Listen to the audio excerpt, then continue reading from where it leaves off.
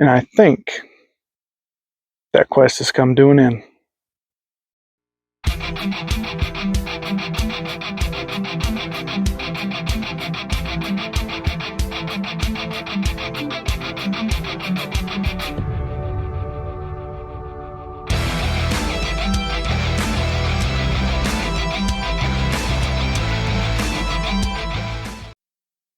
What's up, everybody? Welcome back to the channel. Today is September 1st. It is a beautiful day. A little over 80 degrees here in Texas. It's Labor Day. So if you're somebody who enjoys Labor Day, hope you're having a good day. It's opening day of dove season here in Texas. So shout out to all my dove hunters out there. With it being September 1st, you know what that means. It means we're entering the most enjoyable time of the year for guys like me. September 1st means cooler weather's around the corner and hunting season is on its way. As many of you know, starting last year, I have kind of been on a quest to find that knife that just will do it all for me. Something that will skin, gut, quarter, and I could even EDC if I wanted to EDC it. And I think that quest has come to an end. On today's video, we're going to unbox and do an overview of the Montana Knife Company Stubhorn. By the way, guys, if you haven't already, subscribe, hit the like button, and leave a comment. I'd really appreciate it. Back to the video.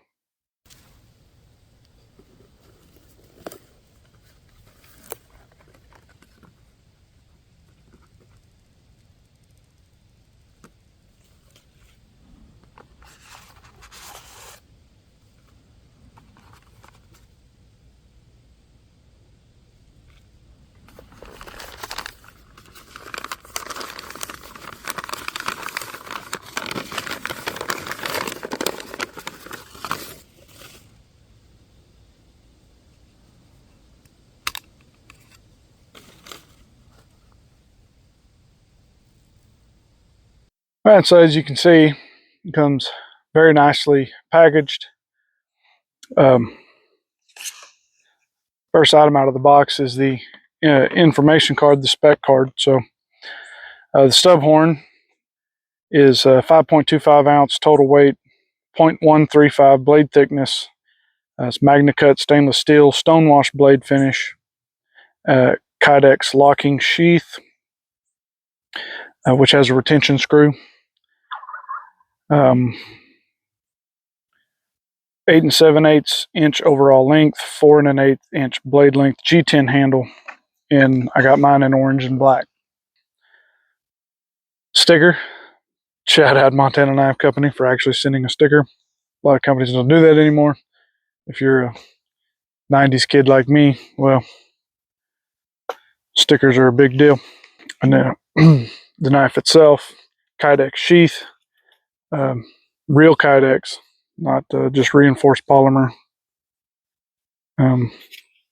Clip seems much sturdier than that Swiss Tech knife that I did a video on not too long ago. Seems pretty stout. It is movable. You have screws. You can move it wherever. You can have it sit horizontally like this, or you can turn it, have it sit vertically. Space for a lanyard. Retention screw. It comes really tight out of the box. But the knife itself fits very well in the hand. It's very comfortable. Very nice grip. Thumb reliefs. Thumb serrations on top. Good thickness on the blade. I don't know if you can see that or not. Good edge on the blade. I love the shape of this knife for skinning and gutting. So my dad has a cold steel It's an old school cold steel. It's a very similar make to this knife, and I always liked that knife. Growing up, he would use that knife and do everything with it. He could skin with it, he could gut with it, and I wanted something similar to that style of knife. So I'm going to show you in comparison to um, both the Cold Steel SRK, which I did a video on, and the Swiss Tech, little Swiss Tech knife that I bought and did a video on as well. So here is the Cold Steel SRK, and then here's the Stubhorn.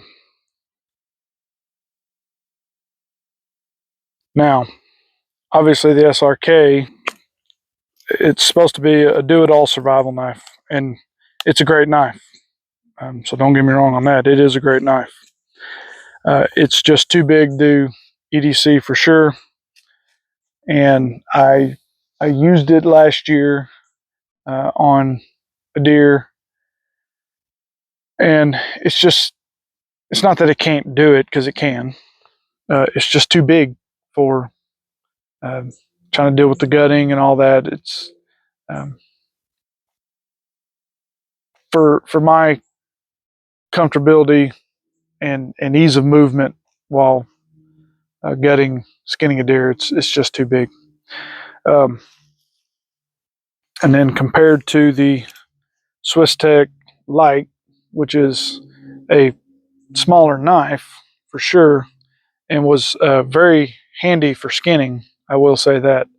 But the sheath, the clip on the sheath is just crap. But here's those two compared.